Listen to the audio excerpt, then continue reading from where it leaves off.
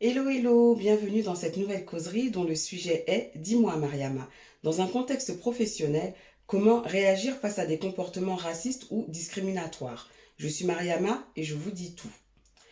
Avant de partager avec vous mon expérience, il me semblait utile qu'on puisse revenir sur quelques définitions. Tout d'abord, qu'est-ce que le racisme?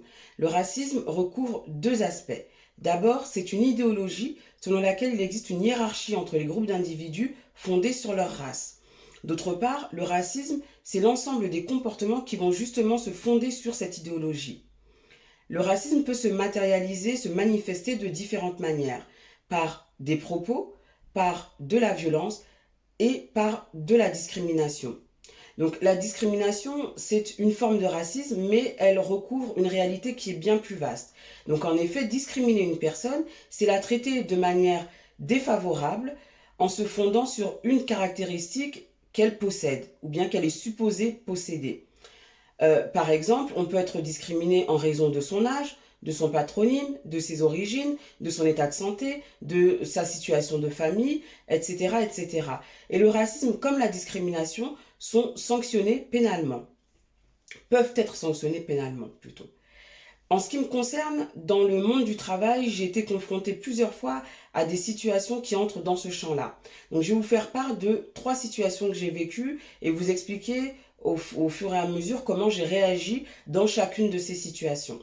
La première fois, c'était lorsque j'étais assistante sociale. Je recevais une dame donc, qui avait demandé un rendez-vous. J'ai été la chercher dans la salle d'attente et je l'ai invitée à me suivre pour s'installer dans le bureau qui est dédié à l'accueil des usagers. Et là, en fait, elle refuse de s'asseoir et tout de suite, elle me demande de quelle origine je suis. Donc, j'ai répondu à sa question comme je le faisais habituellement, puisque je partais du principe que ça faisait partie de la relation qu'on nouait avec la personne. Donc, je lui ai dit que j'étais d'Afrique de l'Ouest. Et là, elle tique, elle me dit, bah, je veux pas que vous me receviez. Donc là, je lui demande pourquoi. Et elle me dit, je veux pas que vous me receviez parce que vous êtes noire. Donc, je lui dis, mais les assistantes sociales qui vous ont reçu précédemment étaient elles-mêmes noires. Elle me dit, oui, mais c'est pas pareil. Elles étaient antillaises, donc au moins, il y avait un rapport avec la France.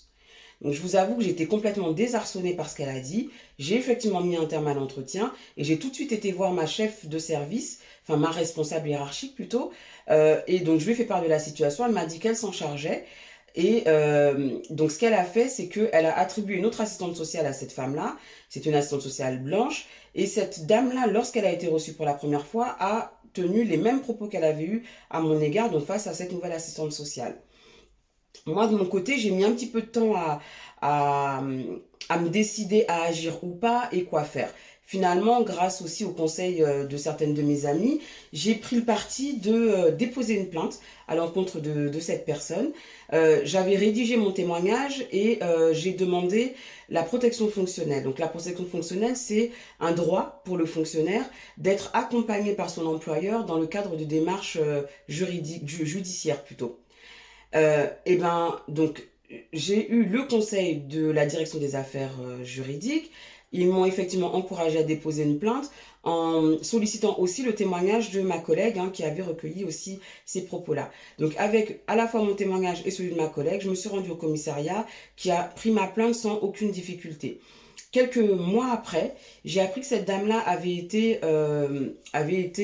condamnée, je pense que c'est le terme adapté, à un rappel à la loi. Elle a été donc à la maison de la justice et du droit de son lieu de résidence où on lui a rappelé qu'elle devait agir de manière égale vis-à-vis des individus et notamment dans le cadre des services sociaux. Puisque j'avais signalé la situation à la direction des affaires juridiques, l'élu départemental qui était chargé des questions de démocratie a écrit un courrier à cette dame-là, donc en rappelant à quel point son comportement était négatif, contrevenait à tous les principes du service public et pouvait également être sanctionné par la loi. Donc cette dame-là a fini par faire un courrier qu'elle m'a adressé à moi ainsi qu'à ma responsable. C'est à peu près le même courrier dans lequel elle présentait ses excuses. La deuxième situation que j'ai vécue, là, c'était par rapport à un souhait d'évolution professionnelle. Donc après 3 ans à peu près en tant qu'assistante sociale, j'ai bien senti que j'avais envie de faire autre chose, de rester dans le même domaine, mais d'exercer un autre métier.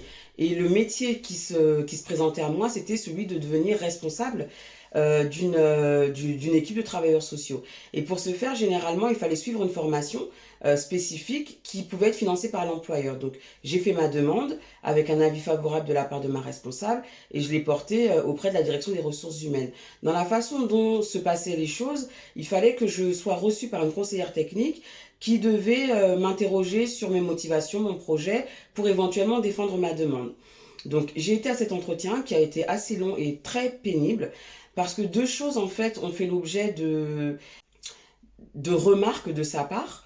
D'abord mon âge. En fait, elle me trouvait trop jeune pour accéder à des fonctions d'encadrante. Mais là, en fait, j'avais un argument puisque dans mon service, il y avait donc une autre assistante sociale qui avait un an de moins que moi, certes un an d'expérience en plus, mais un an en âge de moins que moi, pour qui on avait accepté de financer la formation. Donc cet argument-là a permis de mettre un terme finalement aux questions qu'elle me posait par rapport à mon âge. Mais l'autre sujet, en fait, c'était lié à mes origines. À un moment donné, donc elle me demande, mais pourquoi êtes-vous si ambitieuse? Ce serait bien que vous vous interrogiez par rapport à votre histoire pour comprendre d'où vient cette envie que vous avez de progresser aussi rapidement.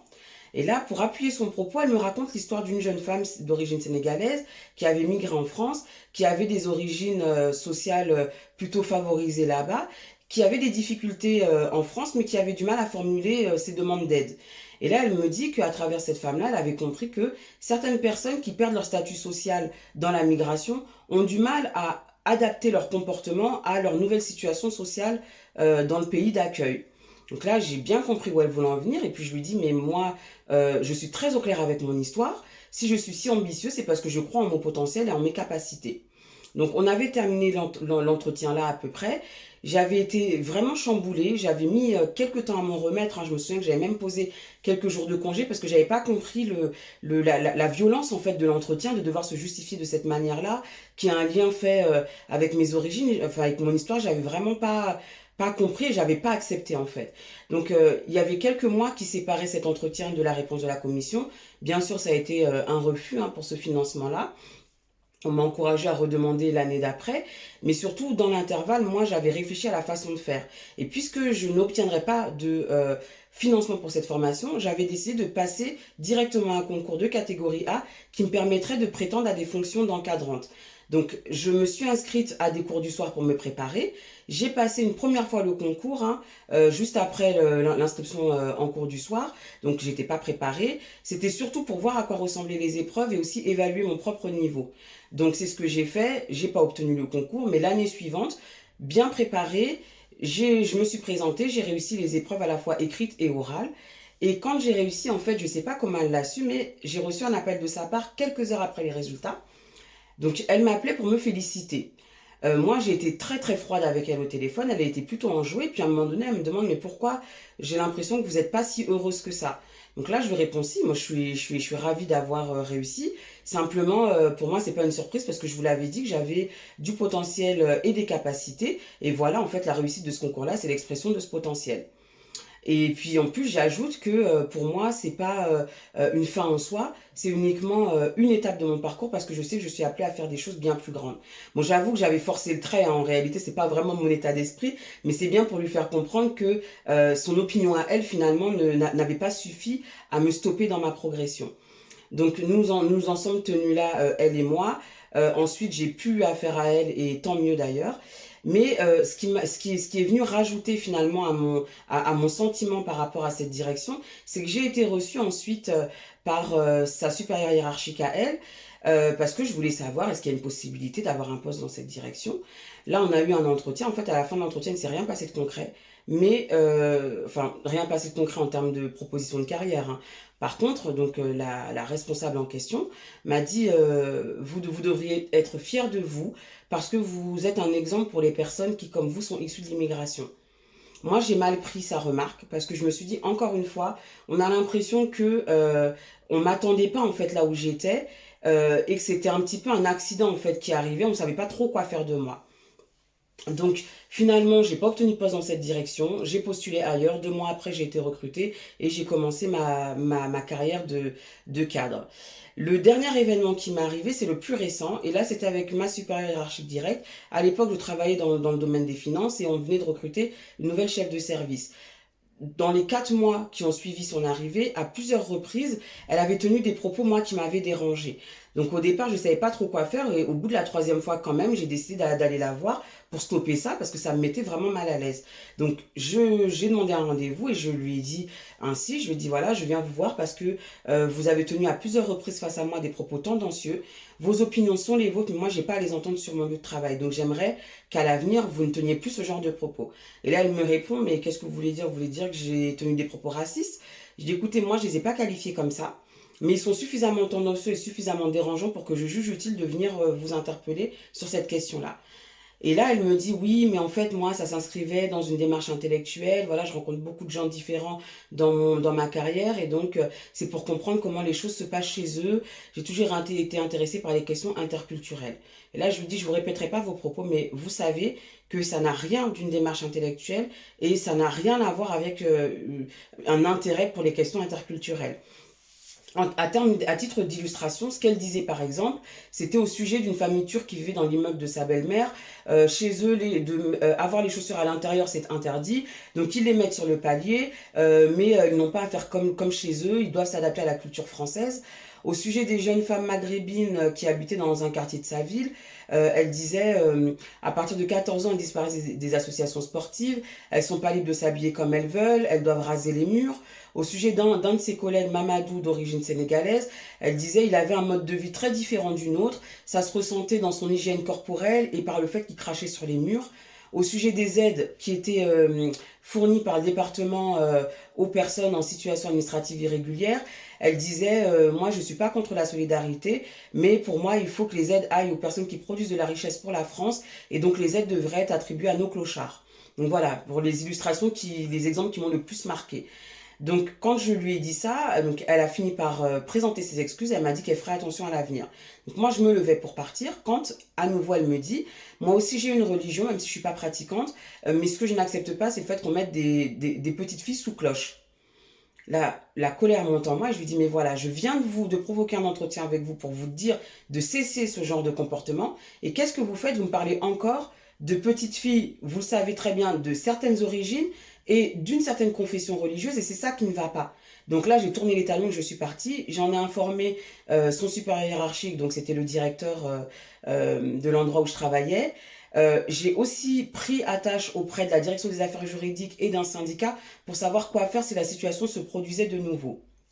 Et là, ce qu'on m'a dit, c'est qu'effectivement, son attitude est tombée dans l'absence de respect de son devoir de réserve, puisqu'elle n'était pas supposée exprimer ses opinions sur son lieu de travail. Donc, pendant 7 mois, il ne s'est rien passé. Et puis, en fait, elle a récidivé. Donc là, j'ai alerté toutes les personnes que je pouvais alerter. J'ai été reçue par la direction générale pour m'expliquer par rapport à ce qui s'était passé. Et comme, en fait, elle ne satisfaisait pas par rapport à ses compétences professionnelles, ce que j'ai appris, puisque moi, j'ai quitté la direction pour retourner dans le domaine de l'action sociale, j'ai appris qu'elle avait changé de fonction. Est-ce que c'est lié à ce que j'ai dit ou pas, ça je ne sais pas, mais en tout cas j'ai été ravie d'avoir alerté par rapport à ces comportements-là. Donc voilà pour les 3 situations que moi j'ai vécues. Ce que j'ai noté en termes d'analyse pour essayer de comprendre pourquoi ça m'était arrivé, c'est que j'ai eu l'impression que dans chacune de ces situations, ma présence, pas en tant que Mariama, mais ce que je représentais, en fait, les personnes, du fait d'être face à moi, elles étaient un peu déstabilisées par rapport à leur cadre de référence habituel. Pour la personne que je devais recevoir, sans doute avait-elle l'habitude de penser que les personnes originaires d'Afrique sont plus celles auxquelles on donne des aides plutôt que celles qui octroient ces aides-là. Par rapport à mon évolution professionnelle, j'étais assistante sociale, ce qui pour certains peut être une évolution socio-professionnelle quand on sait que les parents souvent ont plutôt fait des métiers manuels. Et là, déjà que j'étais à cette position-là, pourquoi est-ce que je voulais prétendre à plus, en gros? Et enfin, par rapport à la dernière situation, je pense que ce qui a joué, c'est surtout le fait que, à nouveau, je ressemblais pas aux personnes qu'elle avait l'habitude de côtoyer, qu'elle avait l'habitude même de voir négativement ma responsable. Et là, en fait, je venais la déstabiliser par tout ce que je représentais qui ne rentrait plus dans ses préjugés habituels. Donc quoi qu'il en soit, et pour moi, peu importe la situation, ce qui est important, c'est d'agir. Mais c'est pas toujours facile d'agir parce que on a parfois besoin d'un temps. Au départ, on est sidéré. Ensuite, on se pose des questions sur ce qu'on a ressenti. Est-ce que c'est vraiment vrai ce qui s'est passé? Ensuite, on en vient à devoir s'interroger sur quoi faire avant ensuite de passer à l'action. Mais ce qui est important pour moi, c'est d'agir dans ce genre de situation, de ne pas laisser faire. Agir, c'est pas forcément prendre les choses de front. Moi, dans la première situation, oui, j'ai déposé une plainte, donc là, c'est prendre la situation de front. L'autre stratégie que j'ai adoptée, c'était celle de contourner la difficulté. Et enfin, ça a été d'alerter à un niveau supérieur. Donc, peu importe en fait ce qu'on décide de faire, mais en tout cas pour moi, ce qui a été important, c'était de ne pas rester dans ce sentiment insupportable de subir une situation. Et j'en suis ravie. Donc voilà pour ce que j'avais à vous dire par rapport à ce thème. Je vous retrouve très bientôt pour un live afin de poursuivre la discussion. Vous pouvez retrouver mes articles sur mon blog dis-moi-mariama.wordpress.com et moi je vous retrouve donc très bientôt pour lancer une nouvelle causerie dont j'ignore pour l'instant le sujet, mais j'en soumettrai deux à votre vote pour qu'on puisse savoir sur lequel on échangera. Et comme toujours, j'ai hâte de vous retrouver.